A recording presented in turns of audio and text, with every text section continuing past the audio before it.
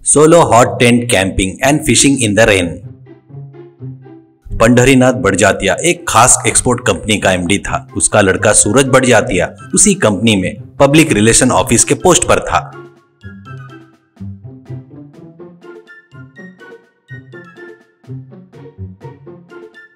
वो कंपनी खास करके इंडिया से सॉफ्ट वाटर फिश और फ्रेश वाटर फिश कुछ हजार टन एक्सपोर्ट करती थी। करोड़ों का व्यापार था वो।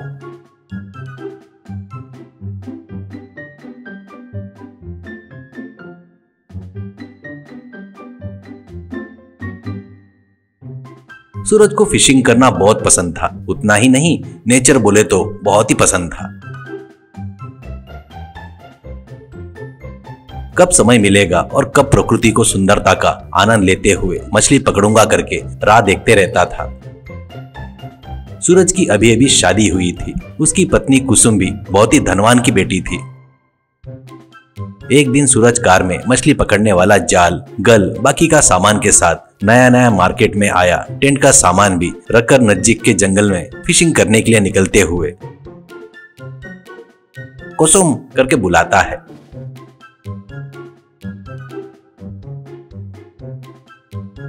कुसुम आकर, अरे वाह, फिशिंग के लिए जा रहे हो लगता है। अब शादी होने के बाद अभी आपको समय मिला है एंजॉय करने का। शाम तक आ जाएंगे ना? ऐसा कहती है तो सूरज, शाम तक क्या? पानी के पास बैठकर मछलियों को बुलाए तो उड़ते हुए आकर टोकने में गिरेंगे क्या? ऐसा सोच रही हो क्या? मछली पकड़ने के लिए बहुत सहनशीलता चाहिए। मैं ऑफिस से 4 दिनों की छुट्टी लगाया हूँ, तुम भी साथ में आओ मेरे साथ। ऐसा कहता है तो कुसुम, मैं क्या, मुझे मछली की बात बोलो तो बिल्कुल नफरत है। बिल्कुल भी नहीं भाता। मैं नहीं आऊंगी, तुम जाकर आओ। ऐसा कहती है तो सूरज, ये क्या, तू नॉनवेज खाती हो ना?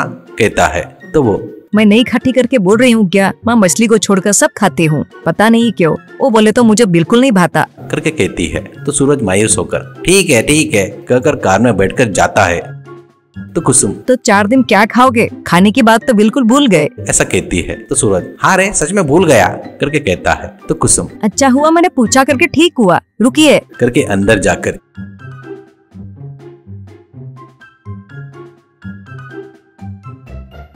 एक बड़े थैले में कुछ तो भी लाकर, इसमें खाना बनाने के लिए स्टोव, आटा, तरकारियाँ सब कुछ है। थोड़ा धैर्य रखकर बनाकर खाओ। कैसे भी आप पकड़े सो मछलियाँ भून कर खाओगे ना? अरे हाँ, इतने ठंड में उड़ने के लिए बगैर कुछ लिए ऐसे जा रहे हो? ऐसा कहती है तो सूरज, बिस्तर कंबल डिक्की में है। वैसे भी इस स्पेशल टेंट है ना, इसको देखो, इसके अंदर एक अटैच मिनी हीटर है। स्विच डालते ही 10 मिनट में टेंट पूरा गर्म हो जाता है। ऐसा कहता है स्टार्ट करते हुए।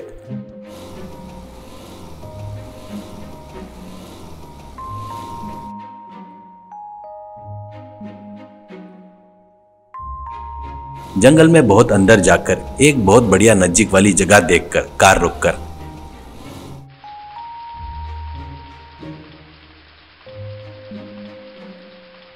वाह कितना बढ़िया सुंदर जगह है। हरे भरे पेड़, फूल की वेले, गलगल बहता पानी और हल्की सी हो रही बारिश मेरे कैंपिंग के लिए बढ़िया जगह है।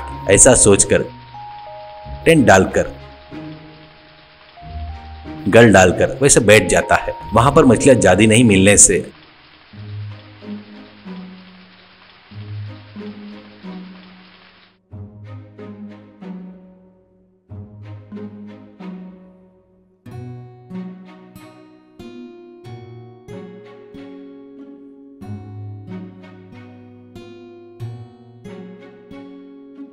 अगले दिन वह नदी के किनारे से चलते हुए थोड़ी दूर पर चलते हुए जाकर वहां पर पानी का प्रवाह ज्यादा रहने से वो देखकर वहां पर बैठ जाता है। तभी वहां पर आकर जाल डालकर एक व्यक्ति, सर यहाँ पर गल डाले तो मछलियां नहीं मिलते हैं, गल से बचकर पानी के प्रवाह से निकल जाते हैं। आपके पास जाल है तो डालो, 5 मिनट में बहुत सारे मछलियां जाल में फंस जाएंगे। ऐसा कहता है।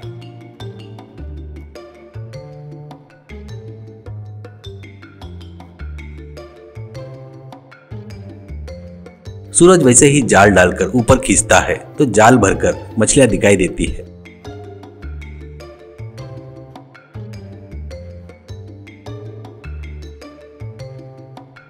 सूरज उसके तरफ मुड़कर, बहुत बहुत धन्यवाद ये उपाय बताने के लिए, ऐसा कहता है। इस बीच उसके गल में एक बड़ी मछली फंसने से